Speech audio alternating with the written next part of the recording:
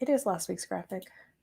Liz, I'm having a Monday and I just put up last week's graphic. Welcome everyone to Marketing Monday.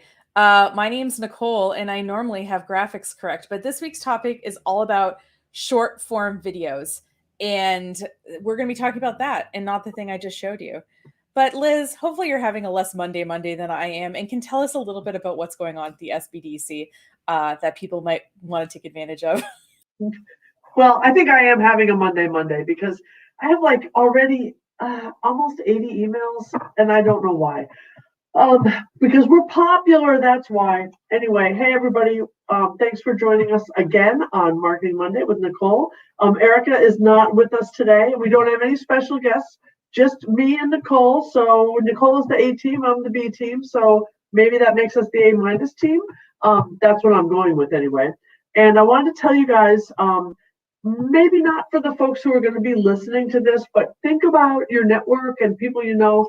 We have a great program that we're offering at the SBDC in partnership with Jefferson Community College and our local industrial development authorities. That would be Naturally Lewis and Jefferson County IDA. We are offering, and I was just joking with Nicole about this.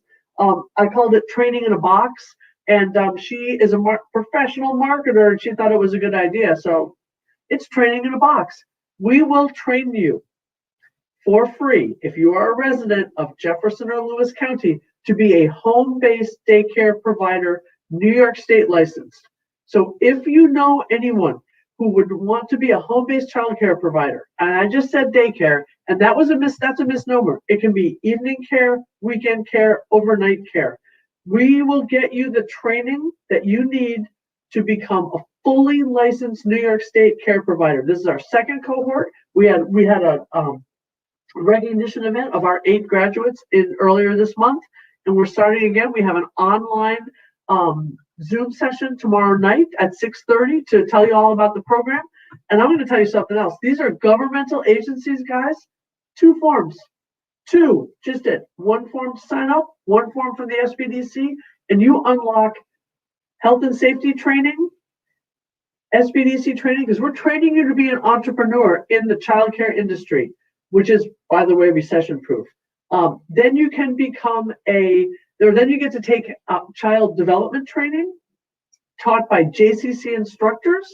We have 5 sessions of entrepreneurial skills training, and the capstone is you get to take a 3-credit ECD, Early Childhood Development 101 class here at JCC, fully free. The textbook is free. There's no lab fees. There's no hidden fees. I feel like I'm on an infomercial, right? And I kind of am. This is an awesome program.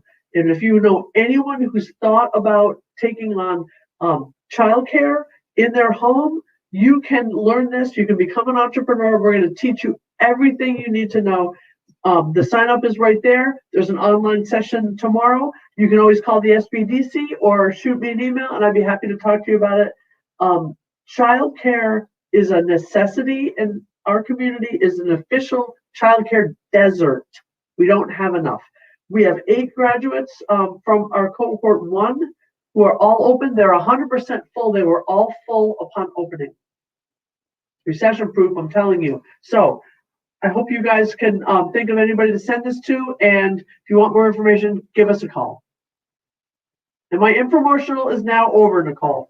Oh, I mean, I think it's wonderful because people, especially like during this whole pandemic thing, have really needed childcare. And I loved Liz's explanation because she said it's like a business in a box. And I was going onto the Jefferson Community College's website to find the link for this broadcast.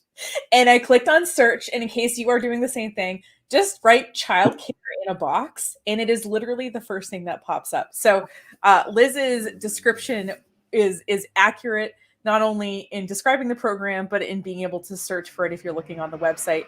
I get that this link is a little bit long, but it seems like a really great opportunity. So it is. And I just want to be clear. We're not advocating caring for children and by putting them in boxes. Yeah. Nope. Not at all. Give your cat the box. Yes. Take the training out of the box and learn how to take care of the kids. Absolutely. It's a great program. We have actually, we were on WWNY, and we had a meeting last week with couple of local elected officials to tell them all about it. It is a great program, and it is so necessary. Women are dropping out of the workforce in huge numbers because they don't have people to take care of their children. So it's a great way to become a home-based entrepreneur. You can set your hours, you can set your times, full-time, part-time, like I said, weekends, and this is a chance to really open a professional business by two forms, just two. So yeah, no, that's really great. So if you're watching this and you're like, this doesn't apply to me, hit that share button wherever you're watching this, and send it to someone. You can also just grab them the link from the Jefferson Community College website and just send them that link and say, hey, I thought of you. This is a real need in the community. And the other thing too, Liz, you mentioned that the safety series is starting February 2nd. So like what, have you figured out you're probably in the process of figuring out the programming now, but anything that people should know about that? Well, we're starting off with Department of Transportation. So, you've probably seen DOT written on the side of trucks, and there's a lot of rules and regulations about how you need to do that and what you need to do. There's a lot of thoughts about different types of licenses. So Kurt's going to go over all that. What does a CDLA mean? What does a CDLB mean? What training do you need for that? And how, as a business owner, do you have to properly train and your people and note your business, like on the side of the truck, in your yard, wherever you happen to be. We're also going to be going over the ever exciting HIPAA. Don't ask me what the acronym is, but we all know what it is. So we're going to go over some HIPAA stuff, some bloodborne pathogens. And you know what? I know safety isn't like, make you want to stand up and shout, but it's one of those fundamental underpinnings of a business that if you don't provide a safe environment for your customers, clients, and employees, you're not going to have any of those for very long. So, and we have a bunch of safety stuff already on our YouTube channel, Watertown Oswego SBDC, as well as all of our Marketing Mondays. So if if it's not a Monday and you feel the need for a dose of Nicole, just go check out our YouTube channel. That's what I like about these, YouTube videos. Like sometimes you catch yourself watching them and you look at the upload date and you're like, oh, this was a few months ago, or, oh, this was a year ago. It happens. So follow the SBDC wherever you're watching this now if you want to hear more about the programming that's coming up.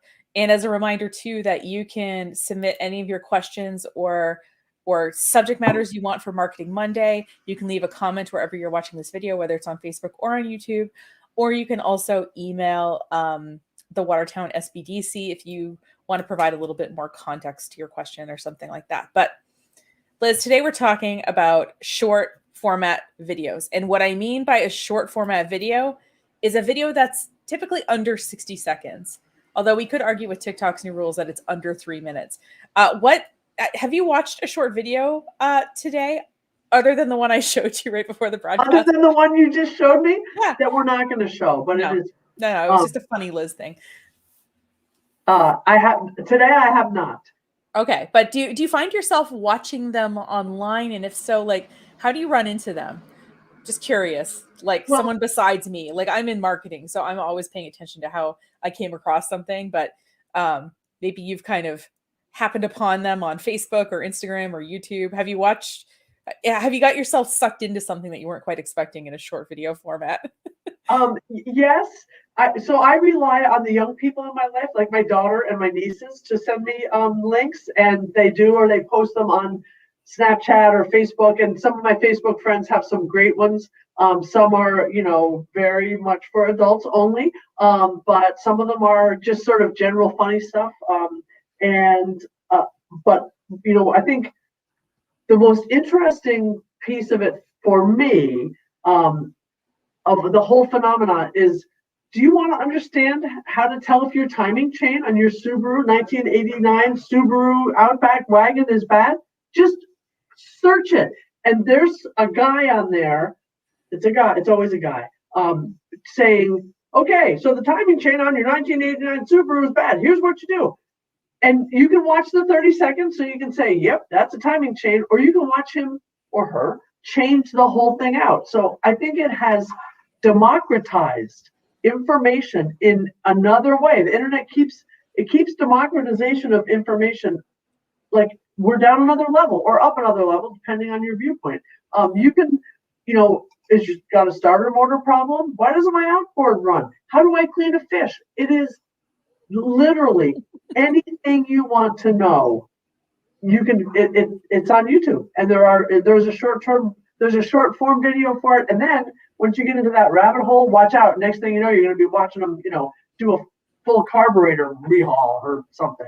It's kind of like around Halloween, when you get those little miniature candies and you like have one and then you're like, oh, it was just one. I'll have another one. And then they're fun size. You eat the equivalent of like 5 of them because it's like little snacks. So, short form video is fun, obviously from what we were just talking about. But I also wanted to kind of put this a little bit into some context. So I grabbed these graphs from the article that I'm showing on the screen. And I want to show this, oops, let me take off this so we can actually read this. Is a video important part of your marketing strategy? And in 2020, 92% of business owners that were surveyed by, in this study said that it was. And I thought this was also interesting. 83% of internet users are consuming video in 2021. And as you see, it's been steadily increasing, but people have been like watching videos for a really long time. It's not like video is new. YouTube's been around since 2004 or 2005. I mean, it's been around a while. Yeah. And then I thought, this would be an interesting, so this is from HubSpot, types of videos that people or businesses are investing in. So customer case studies, product demos, storytelling, product or service promotion, and social engagement, whatever that means. And I thought this was the most interesting of the stats. Does video give you a positive return on your investment? And 88% of people said that it does. So to be clear, 92% of businesses are doing video marketing. 88% say that it's giving them a positive return on investment. So, all this to say is that, there is some context for video being really important. And with the rise of TikTok, we have Instagram Reels, we have YouTube Shorts. So we have all these formats in which we can upload these short form videos. A graph that I didn't grab from this was that 75% of people preferred to watch the video on their screen in a vertical format. So I'm wondering if that's part of the reason why these platforms have sort of pivoted to kind of mobile first video. Yeah. So anyway, so besides, the fact that businesses are investing in video and seeing a return, and that people want to watch video increasingly, I have kind of 3 reasons why I think you should at least think about short form video for your business. And then we're going to look at some examples of some different kinds of uses for these short form videos. And the first one is that you can upload them to Instagram, to TikTok, and to YouTube, in addition to putting them in a regular social media post. So, if a video is too long and you try to upload it, it's going to say, oh, this file is too big, So if you can email it, you can probably upload it to social media at this point. So any video that's on the shorter side, you're not going to have any problem including as part of a social media type post, even if it's not necessarily like a video, a specific format. Another reason is that potential customers can get to know you in that little snack size. Like maybe I do not want the full size Butterfinger for, I don't know. I haven't bought a candy bar in a while. What would you say? $1.50? $2? Yeah, probably. Right? Like, and maybe I want to get I used to go to a movie theater and they sold the miniature candies for like 5 or 10 cents a piece. And it was great because you could get a few different kind of flavors. Yeah. So you put $1 on the counter and you get your 5 little tiny pieces or 10 little tiny pieces of candy. And candy. Yeah. And so you get to kind of try a bunch of different things. And most people are not going to sit and watch a 1-hour video about you at first, right? They might want you in a more bite size. Right. Yeah. Yep. Sometimes we got to start with fun size. And there, honestly, I will watch a short video about just about anything. I'm not going to watch a 20-minute video about how to clean a fish, but if there's a 60-second version of it that shows the elements of cleaning the fish, I might watch that actually. Even though it does not interest me in the least to clean a fish, who knows, maybe at some other point I'll be interested, and that's fine. But the other thing that we're seeing happen is the algorithms seem to be prioritizing video content and in particular short form video content. And if you are on Instagram and you've posted a reel and posted also something to your Instagram feed and saw how much more views the reel got than your post that you put on the normal place on Instagram, you're like, what gives? Like, this reel got 800 or 1,000 views, and most of my Instagram posts get 100 or something. So, and the latest rumor going around TikTok right now is that 7-second videos are being prioritized. So people are trying to upload more, even shorter videos. So can I ask you a question? Of course, yeah. So when you're talking, here's my Instagram. Yep. Hopefully it's something good on there. Yep. You're talking about the stuff at the top. No. That's stories on the top. There's a tab. If you look on the very bottom, there's like a little tab that looks like, I think it's the second one from the left, that will load some videos for you. Okay. That's the reels part. So the top part is Instagram is confusing. Yep, that's it. That's a reel. And you swipe up to see more. You can, swipe up to just keep seeing different ones. So if say a big old fish came across my screen and someone started gutting it, I could just, go right past, not have to watch the whole thing. So yeah, that's an Instagram reel. And it seems like those are getting a lot more views than the typical Instagram posts have been getting. So it seems like the algorithm really wants us to make these short videos. Okay. So, can't fight City Hall, right? Give the people what they want. Give the people what they want. And you might ask yourself, what can I do in 60 seconds? Like, at all? Like, what can I even communicate in that short ton. You can do a whole ton. Exactly. So I thought I pulled up some video examples that we could look at. And so one of the things you can do is you can use video to introduce yourself. And so this is a woman at a PEI that I really like. She has her own sewing business. And so this is the video that she has introducing herself. My name is Emily, and I run a made-to-measure clothing business in Prince Edward Island in Canada. The main question is, why made-to-measure? You can choose your fit preference, your sleeve length, your neckline, your color, and your size is always in stock. It's better for the planet because we cut one garment for you and we don't have to do a whole run and then sell off excess stock. What if it doesn't work out, right? Then we'll take it back and we will either remake it or cut you a new one. And every mistake teaches us more about you and about our patterns in general. Is it really expensive? Probably for a lot of people, it's not fast fashion.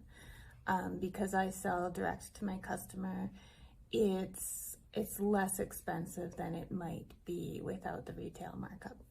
I hope you have a great day. Thank you so much for your time.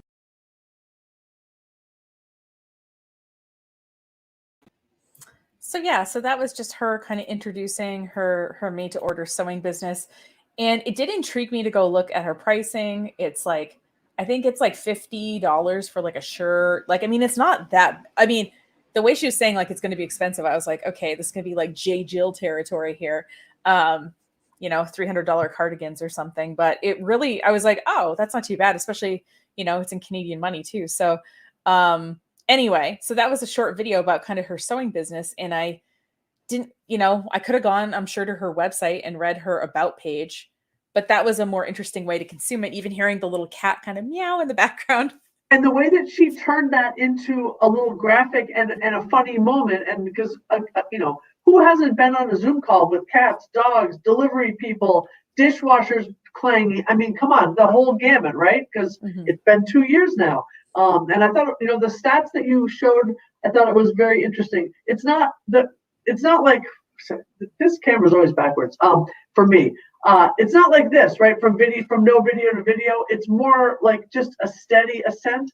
The steady ascent can often mean a trend that has legs as opposed to the flash in the pan. So this is, I think more businesses are using short form video, and because people trust it more, because we've been in the pandemic for 2 years now, we're used to video format in a way that we weren't before. So it's it really bears out what the stats you put up there really bear out what we've all been doing, which is kind of nice. You're like, well, yeah, I guess I have been doing more video watching. So it's really, Well, and I think part of the reason we've been doing more video watching is we just haven't really been seeing other people. I mean, maybe you're seeing the people that you live with in your house or something, but I can go, I mean, my big outing is to the grocery store once a week, honestly. Like, do you know what I mean? So I've gotten used to getting to know other people through video at this point because yeah, that's like a good option. yep. So, and in most businesses, you can make a little introductory video like that, kind of answer some common questions, introduce yourself. And like I said, that video was the first video I saw of hers, and now we follow each other and comment on each other's videos. So like I kind of made a friend in Prince Edward Island, which is kind How of cool is fun. that? Yeah. And I like how the video lets you immediately get her vibe, Mhm. her business, the space that she's in. And I'm saying that because I have the blank wall behind me. And every Monday, I'm like, oh, at least at my house when I'm working from home, it's cluttered. Okay, yes, guilty as charged, but it's more interesting. But you really get an idea of who this person is and what her values are. And the way that she talked about, oh, well, what if it's not right? Well, if it's not, we'll take it back. It wasn't, it was done in such a heartfelt manner that you felt like, oh, okay, so if I order this $50 bespoke shirt, and it doesn't, the cuff length is wrong, then I can send it back. And she talked about how then she uses that as a learning opportunity, Mhm. which who among us could not say that we wish we had that attitude, right? And oh, I make a mistake, I consider it a learning opportunity instead of an opportunity to get upset with myself or someone else. So yeah, Mhm. I it's a way to show your whole vibe in a box. Wait, I mean on a short video. That was a callback right there. Totally, totally. So, at the very least, if you were just like kind of wanted to dabble in it a little bit, is you could make a little introductory video, upload it, and kind of see if maybe somebody new reaches out to you. It might be, or someone leaves a comment. It might be Right. interesting to see who sees it. So that's like a format that I see pretty often. Oh, and we got a few comments here. How great is it that she points out that every return is an opportunity? Exactly. Exactly. Right. So, Every time a client tells us what they would like or what they want to hear for training, that's an opportunity for us. Like feedback is a gift. I know we've used that expression on here before, but it's really true. So yeah. And you know what? If you don't know if you're like, well, I don't know what to do, Google it. What kind of restaurant or what kind of business do you want? Restaurant, dog groomer, landscaper. Get on there and Google and look at some examples, and don't look at just the examples in your own county or country. I mean, you know, PEI actually has a lot in common with Northern New York, where mhm. it's the southeast of Canada, it's the northeast of our country, but still, don't limit yourself to just local people. Look and see what people, in what area of the world are people doing your business type really well and innovatively, is that a word? Yeah, I think In so. an innovative fashion, and look at those, and then figure out how you can add your spin to it. Scare the camera, use a filter.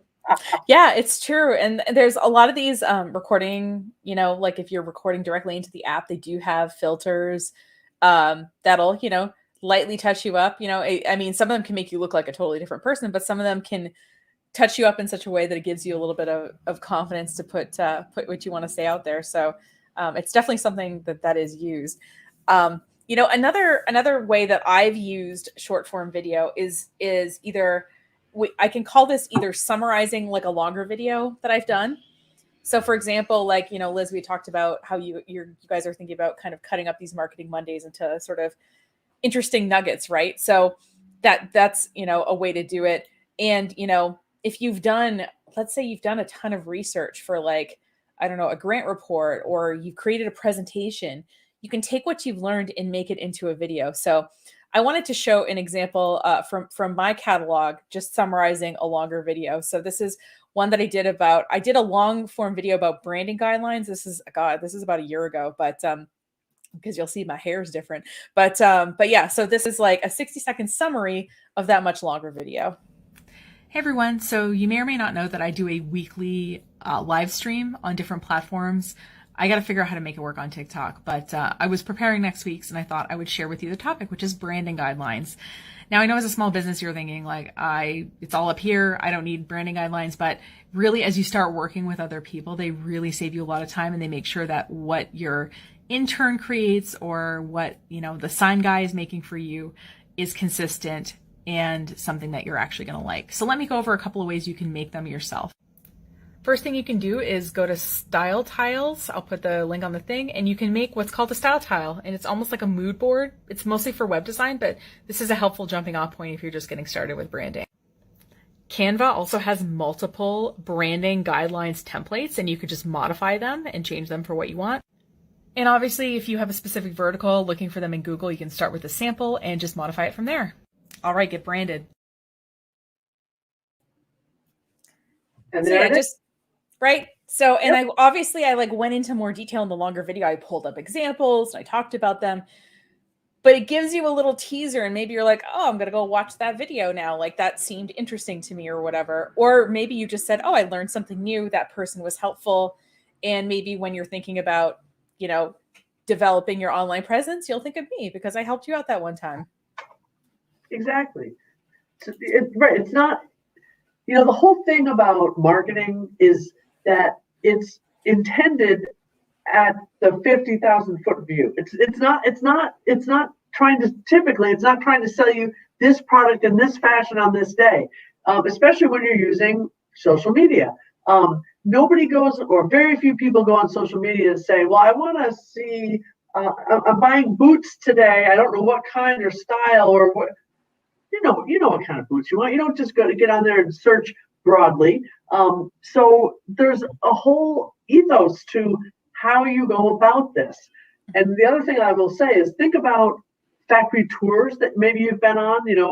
I used to work for a company, Ben & Jerry's Ice Cream. We had an incredibly famous factory tour. Oh my God. Lake Champlain Chocolates in Burlington, Vermont is another one that has a great factory tour. And there's, of course, many of those of us of my age went on a Busch Gardens tour and drank all the free beer back in the day. Not that I did, of course. Anyway, but it's, think about, you're giving them a peek behind the curtain. Everybody wants to look behind the curtain. How do you make your stuff? How do you market your stuff? What do your raw materials look like? There's all sorts of things that you can do that people don't necessarily understand. We have a client that is a retailer, right? And I was talking to her and saying, look, local crafters bring her stuff, and they showed a video of her unboxing. I guess boxing is the theme today, of her unboxing. Like, oh, look, here's a pepper mill in this kind of wood, and here it is in that kind of wood. It's all good because people are interested in the intricacies and the technicalities of what you do. They really are. Or there would be no factory tours ever if they weren't, right? There wouldn't be. And just the fact that everyone is so used to it now. People buy houses based on video tours. I'm not sure I'm that brave, but people do. Well, and another kind of benefit is one that we're seeing during this broadcast today, which is that when you put yourself out there, other people have the ability to contribute and kind of add to the discussion. So like Concept Board, I've never heard of Concept Board, but like, that's great. Like that's a great tool I can put in my toolbox. Because I think what used to happen before social media is we had blogs on our website. And so we'd put something there, and if someone reacted to it, it would be on our website. What's happened with social media is, we put it out there and someone might share it, and then the conversation kind of happens somewhere we can't really see it. But with video, people can leave a comment right underneath the video, and it kind of stays with that particular piece of content, which is nice. So if you have, like I said, research that you pulled together for a presentation, it doesn't have to be if you do have a longer form video you want to summarize, that's great. But even if you haven't done video before, I'm sure that you've done a white paper, a presentation, a grant report of something where you learned something really interesting that, you could sort of, I'm not going to necessarily read your 35-page grant report, but I would watch a 60-second video about some interesting stuff you found about it. So, don't be afraid to take information that you've gotten and repurpose it in this kind of video format. Absolutely. And you can even print out PowerPoint slide decks. slides that you can hold up. I mean, like I think about what was it? Was it REM had that video with it's like a fast song, and they kept chucking the pieces of paper. You can take REM's idea. You can take anybody's idea. That's the beauty of this, is that, oh, you saw something that was cool. You can replicate it. It's not. There's really no limit. There's no limit to what you can do with your own imagination, and just keep condensing it down until it gets into that short format. And I think just thinking about some PowerPoints that we've done pre-pandemic, I think we can have fun with those. We did one on guerrilla marketing that was a lot of fun, and there's some great examples of guerrilla marketing. And I'm thinking of it, set to music and us flipping the pages all over the place. See, now I got to go do that. I can't do any more work this afternoon. I got an idea. I have to capitalize on it. Like I have my idea board. I just write the idea down, stick it on the idea board, and I tell myself I'll come back to it later. So That's right. do what you got to do. Sometimes it's nice to capture it, put it aside, and do what you have to do. Right. I do the same thing though. And something that I feel like is related to this, but a little bit different, and I sort of differentiated it, is, it's one thing if I present this is some findings I found from pulling this stuff together. The other thing you can do is more like a tutorial, sort of teaching someone how to do something. And I know you don't think 60 seconds is enough time to teach someone how to do something.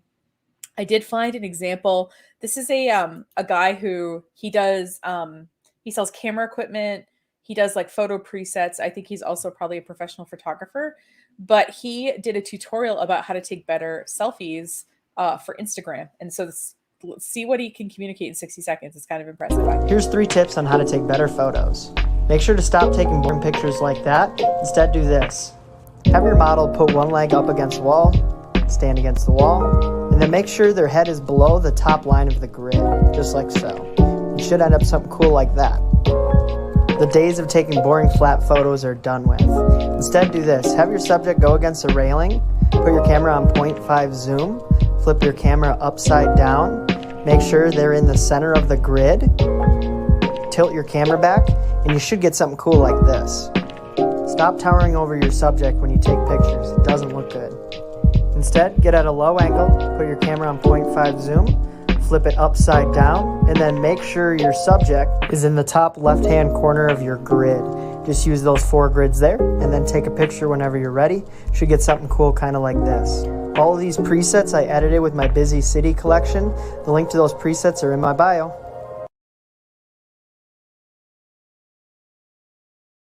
It's about how to have better photographs, especially if I want to get the whole rapper vibe going. So, well, there's different styles of photographers that that might have more of a. That was just one of the ones I found. I love it. Yeah, his I think. When I searched for how to take better photos, he was one of the first ones that came up. So I think he probably wrote his caption really effectively and all of that. So yeah. So if you use your, platform to teach someone something, yeah, they can't learn your whole job in 60 seconds, but they might be able to learn a part of it. Right. And most people want to learn your job. Most people don't want your job. They mostly just want to see that, oh, that's cool. Right. And sort of what other cool stuff does this person know, and follow you? Yeah, if they wanted to do your whole job, they would just, I don't know, start their own business doing that, or go back to school for it, or whatever, A few years ago, after I retired the first time, I worked at a couple of restaurants in locally, and one of the cooks was actually a chef. He was a graduate of the Culinary Institute of America, and he would take an onion, and he would never break eye contact with you, and turn that thing into dice, and it was the most amazing thing. And I always thought the owner should do that and put that on. This is before my SBDC days, but I was like, why don't we tape that, videotape that? Nah, nobody wants to see that. Oh yes, everybody wants to watch you master a task. I'm not kidding. Cleaning blinds, chopping an onion, gutting a fish, whatever it is that you're really good at. And if you show what you're good at, if you show your environment, if you show the vibe of you and your business, people are going to watch it. If you enjoy those kind of videos, if you just look for the hashtag oddly satisfying on whatever social media platform you're on, Reddit has a pretty robust community of oddly satisfying videos. Oh, Like I people bet they who just do. like, they're carving wood and it like carves like the perfect like continuous piece of just Yep. like you said, people just really like just Yeah. cleaning something just super effectively, like whatever. Yeah, if you just enjoy that sort of content, just look up oddly satisfying and you'll find that genre of video, I think. Right. And think about, all the chef shows and the great bake-offs, and those are all showing people who are really good at their craft. And you can, if you have a small business, and you're repurposing sweaters into mittens, show us your method. Show us how you do it. If you're mow a nice lawn or do a nice edge, and show people how you do it. No one's going to go out and buy a professional edger, or if they do, they're not the person who was going to contract with you for work anyway. So, or there's nothing wrong with showing like, okay, this is what you could do with a regular lawnmower, and this is what you can do with and showing the difference. Because I don't know about you, but I always felt a lot better. I've had people show me like, okay, this is how you make a really great steak.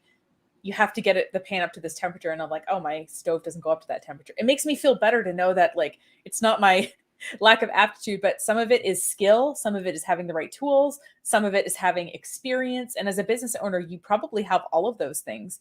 And so if someone sees that, they'll understand, okay, how can I make a better steak at home? Great. But the next time I want to go out for a steak, I'm going to remember that person who showed me how to do it, that has the local restaurant, and go by and have one of your steaks. And I'm going to know why it's better than mine.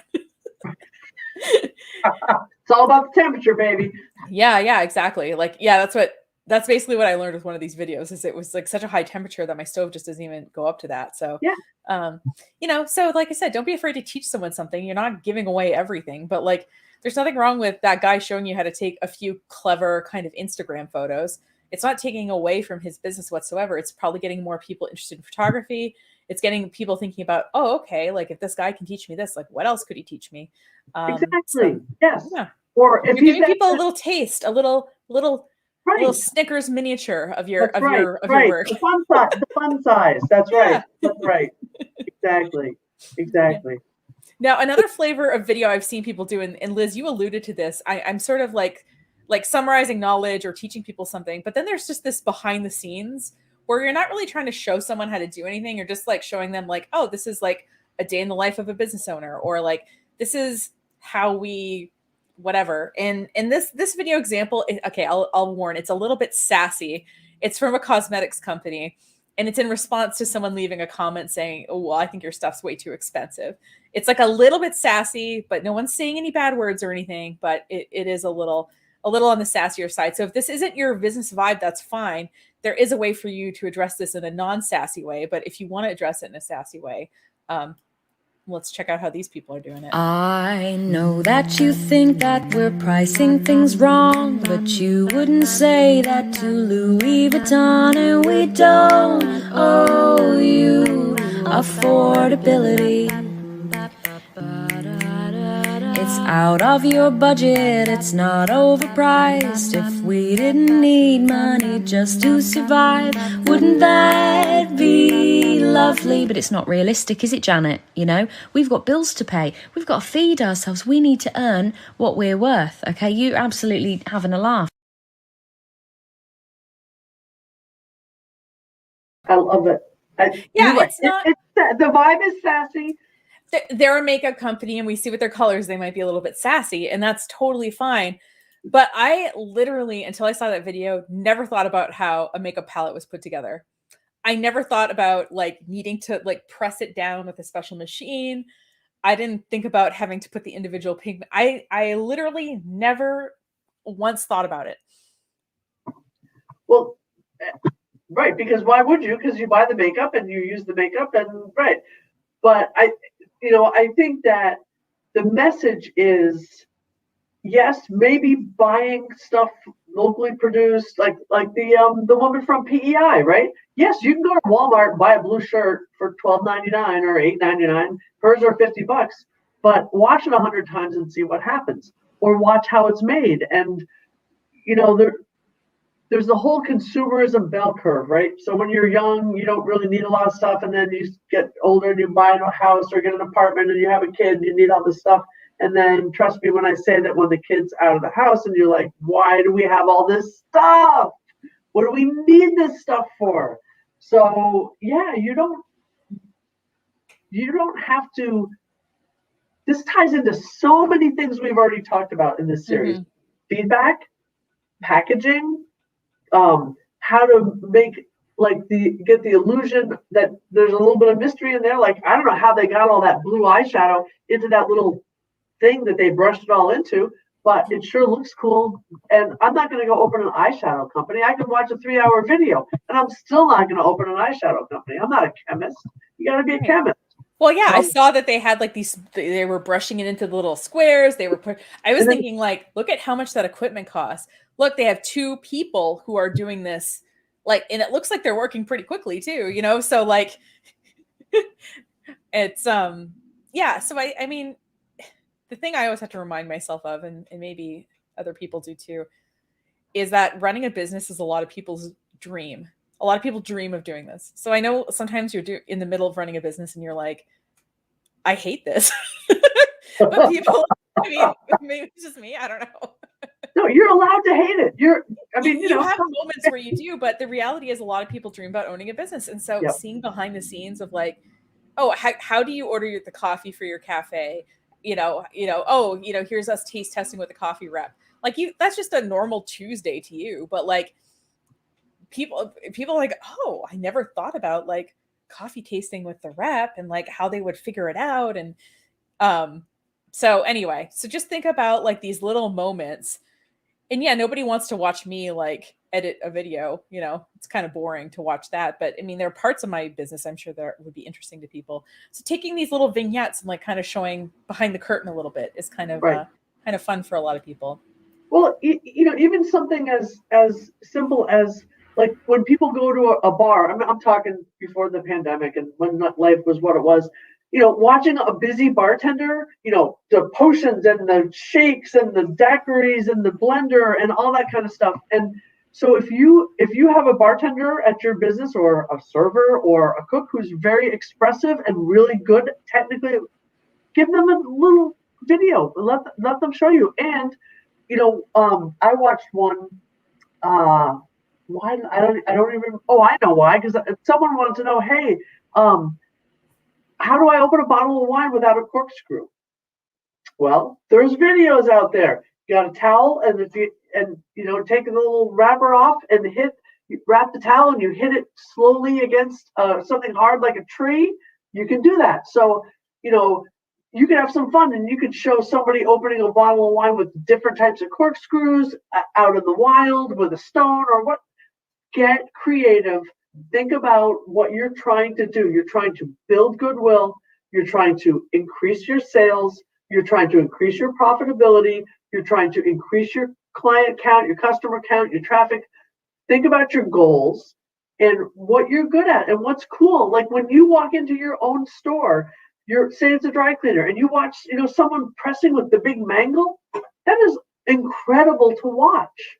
Do I want to watch people watch the washer go around and around? No, I really don't. But to watch a skilled mangle operator with one of those giant things pressing the little details of a pleated shirt, it's kind of cool. Yeah. So, and then there's a few other formats that I found that might be interesting. And it could be you're watching this and you're like, I'm not interested in making that kind of video, and that's fine. I'm just kind of putting ideas out there of what other small businesses I've seen are doing. And so another thing that you can do is tell like story of your customer. Oh, that guy that always comes in every Wednesday or whatever. So I have an example here. I'm going to only trigger warning if you have a dog, because this is someone grooming a dog and the dog is vocal. So if you are the kind of person who has a dog at home that is going to hear this sound and start like going, just, you might want to put on some earbuds. So just wanted to warn what this is. This woman is out of Niagara Falls in Canada. And her whole brand is she's a dog groomer and she posts dog grooming content. So this is Girl with Dogs. And this is her grooming a husky. I think I've used this in one video before, but I think it's funny. This is Fredo. He is your average dramatic husky. And as he tries to escape the bathtub, he teaches me the lyrics to his anthem. He's pretty convinced that I must be bathing him in acid. And after he has given my floor a shower, he is equally convinced that I am trying to smother him with the towel. I am spraying him down today in our Quicker Slicker quick drying spray. And obviously he was Alfredo. But Fredo was saving the best for last. He was hitting higher notes than Ariana Grande herself. I swear at some points he was screaming "Help me" and "Mama." Or maybe he just thought he was trying out for American Idol.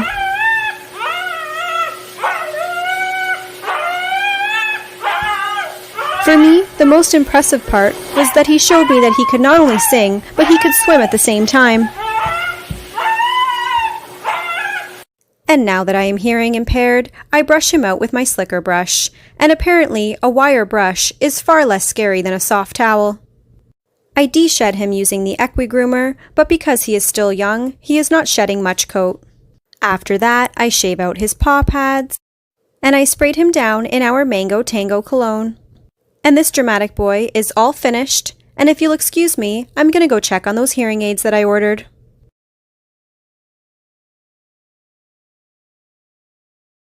Okay, that's hysterical. And I'm like- glad I'm not home because my dogs were going bananas. I know, and we did. No, Thank no, you for the dog heads up. Okay. Yeah, I have a dog that I wear headphones in large part because I have a dog that thinks she hears everything, even things that don't exist. Oh, so, yes. Yeah. yeah. So anyway, so I hadn't really thought about what it would be like to be a dog groomer. It seemed like it would be sort of fun. But as you her with her giant noise canceling headphones, she's trying to. I mean, and he did not let up whatsoever. So No, he did not let up. yeah. But So again, no one's going to go say, or if someone might say, I want to become a dog groomer after seeing that video. I doubt it, but maybe. But, so she was talking, and she was doing a couple things that were very interesting. She did a nice job with the editing of the different, we didn't see her rinse him off entirely because that would have been boring. But we saw her rinse and him with the little turban on his head. That was hysterical. But we also saw her talk about the products that she uses. Now, my two dogs are ungroomed, and I've never taken them to a groomer because we live on the end of a dirt road off of another dirt road, and so it's not even worth it. And they get baths in the summer, and that's about it. But she was talking to potential clients. She gave the brand of the grooming device, de-shedding device, whatever she called it. And if you are a dog person who thinks your dogs are your babies and you care about their grooming, I'm a slacker, fully admit that, then that's going to resonate with you. You're going to say, oh, it was an Accu something. Groomer. That's Yeah. going to resonate with people who know about dog grooming, who know to ask, because they have dogs who need to be groomed. My dogs have short hair, so it's not just I'm a slacker. So I thought she did a really nice job. And then she showed at the end, here he is, he's not traumatized anymore because it's over. That's the great thing about dogs. They don't really hold on to trauma. So yeah, and I think she sells all those products on her website. So she does have a service-oriented business, but she sells things online. So if we're not immediately in her area, we could purchase those. And but if you feel shy, I guess, about telling your own story, maybe there's people that you work with or your customers whose stories, obviously with permission, that you could tell and would be interesting to people who follow your business on social media. absolutely. Or call your SBDC advisor. We can help you. We can we can hold the camera while you're doing your thing. And There you go. So you can take some of these ideas, contact the Watertown SBDC and say, hey, I want to get these done. I need some accountability filming. I might need someone to hold the camera. I need someone to help me figure this out.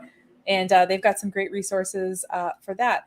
And then another thing that you can do is demonstrate how to use a product. Now, one time I was in this store and it was in Boston. I still remember this. And there was this beautiful wrap dress. And I did not buy it because this was sort of not quite pre-internet, but kind of because I was like, I will never be able to put this on when I get home. Because it was like, it was one of those dresses you could wear a bunch of different ways. And I was like, there is no way I would be able to ever redo what is happening in this store ever again. and it was kind of an expensive dress. So I was like, yeah, I didn't want to do that. But what you can do is you can sort of demonstrate how to use your product, in particular, if it's maybe there's a certain more optimal way to use it than how other, maybe, oh, well, we recommend you pre-soak this before using our cleaner because it works better on wet fabric, whatever. There might be some subtle things about your particular product that people just don't know about and that you could demonstrate.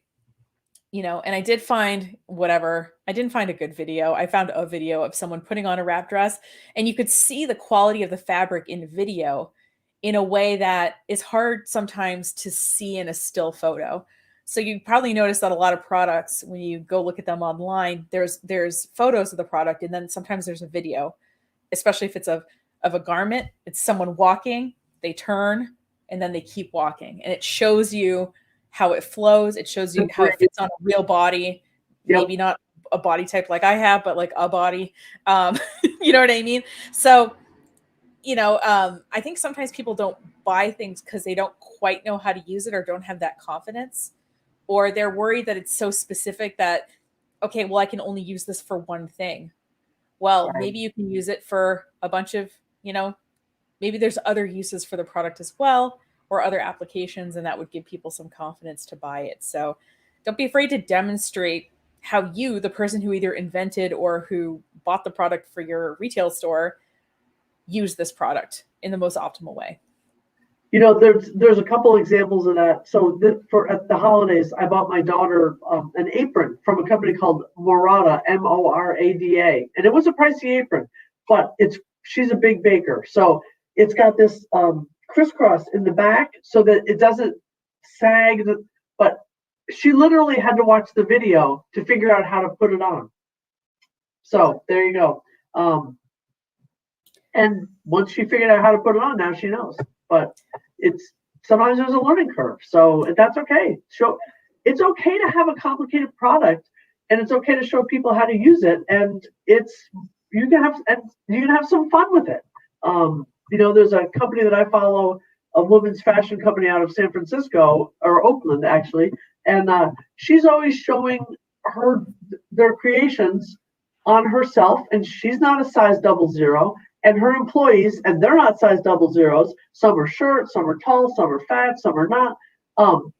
They look like normal people, and if you can make your dress or pants or tunic look good on a person with normal people figure flaws, then you can make it look good on them. You can make it look good on other people, and that's relatable. I guess that's what I'm trying to say. That's what you were saying before, Nicole. It has to be relatable. The drape, the movement, the length, all that stuff.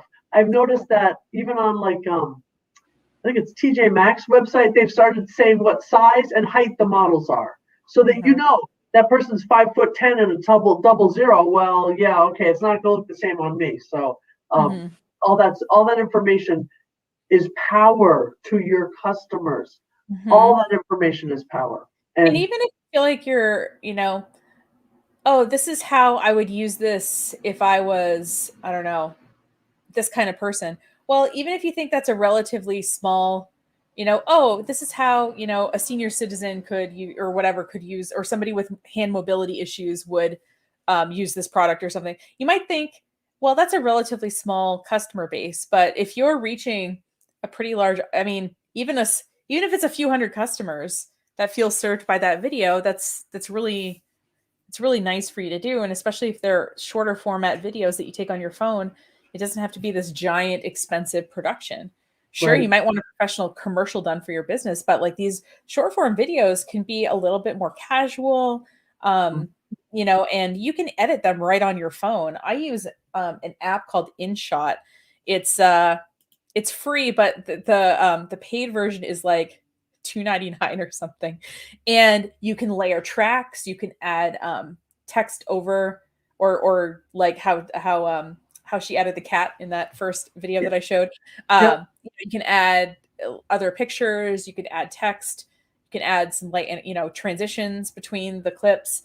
And then you can upload it right. You don't even have to get on a computer to do a lot of this stuff. And, the apps are pretty good. Some of them come with templates, so you can just drop your video into template and it can look nice. Like, you know, don't feel like you have to become a full-on movie studio here No, to be able to make this kind of content. no, just have some fun with it. And you know what? If you don't like how it turns out, take it down, redo it. Ask your friends, ask your best customers. People would love to help you with this a project like this. They really would. And, you know, some people may not want to star in it, and that's okay. But some people might. So you never know. Yeah. And then a final format before we close out that you can do if you're interested is you can use your video to react to other videos. So like it's sort of iterative. That's what I like about TikTok is they have a feature called stitching. So it allows you to take 5 seconds of a video and then and it links to that original video, and then you can make an addition onto it. So I have an example that I did. I'll just show you part 1 of it. It's basically this guy posted that he pre-ordered a bunch of his product and wasn't selling anything, and he was starting to freak out. And so I tried to help. I did this in 2 parts. I'll just show you part 1 and you'll just see what the stitch looks like. Business on a loan, but how do I tell my lenders I have no sales? First of all, we all make mistakes, and second of all, you sharing this will prevent someone else from doing the same. But let's triage, shall we? First of all, I want you to look at Jetpack and see how much traffic your website is getting. The average cart converts at between 1% and 2%. So if you're only getting like 10 or 20 hits a day, obviously you're not going to get the numbers you need because you need to drive at least 100 people to your website before one person is going to buy. So we need to drive traffic in quickly. I'm guessing ads are not in the budget, which is totally fine. What I did is I started a weekly blog with very specific content I'd never seen anywhere else that appealed to my customers. I took that blog post, I put it on Pinterest, I shared it on Facebook to multiple Facebook groups. I put it anywhere that I possibly could. I put it on my Google business profile and started driving traffic with that. With that, I started an email list because people wanted to get the blog posts regularly. And one of my blogs still drives 20% of my traffic. Part 2 coming. And it's true that I wrote a blog entry. It drives 20% of my traffic to that website, that one blog that I wrote. So, you know, like, so I was able to like take this person's whatever and sort of, I guess, add to the conversation. And a lot of these formats, you can, you know, react, that kind of thing. Sorry, I was just checking to see if we had any comments, but there's just some spammy comments coming in. Gotta love live streams for that. No, it's okay because we're getting popular. That's what happens. But anyway, so you know, I hope that you know maybe one of these formats kind of speaks to you. I guess if you were going to do one of them, I'd do the introductory one just because that's nice and it's a way. It can serve as the sort of welcome video. You know, you can pin it to the top of your Facebook page. You can, you know, it can kind of start. I think there's a couple. I'm trying to think. Gosh, I think Instagram lets you have a video profile image. I could be wrong. There is at least one social media website that lets you have a video profile image. So maybe your intro video could be that. Anyway, point being is, I hope you're into thinking about short form video. Maybe after watching this, seeing some small business examples. Liz, do you have any closing thoughts before we end the broadcast today? Take the risk. Give it a try. You know, no one is ever going to fault you for trying to promote your business. That's why you have a business, so that you can make it bigger and you can make more profit. You can employ more people. You can do more good in the community. And call the SBDC if you think we can help with short form videos, because we can. Absolutely. And, you know, and they don't have to be, it doesn't have to feel like a giant commercial. You know, it can be, you can give information, you can entertain without all about your business without it having to feel like they're watching the world's most boring infomercial. So, short form videos, I think, are here to stay. They're going to be across more platforms. So I hope you do explore them on your own, or probably ideally with the SBDC's help. So thanks so much for watching. Liz, thanks for being an awesome co-host as usual. Have a great rest of your day, everybody. And we'll see you next Monday for our next episode of Marketing Monday. Take care. Right. Stay tuned. Same bad time. Take care, everybody.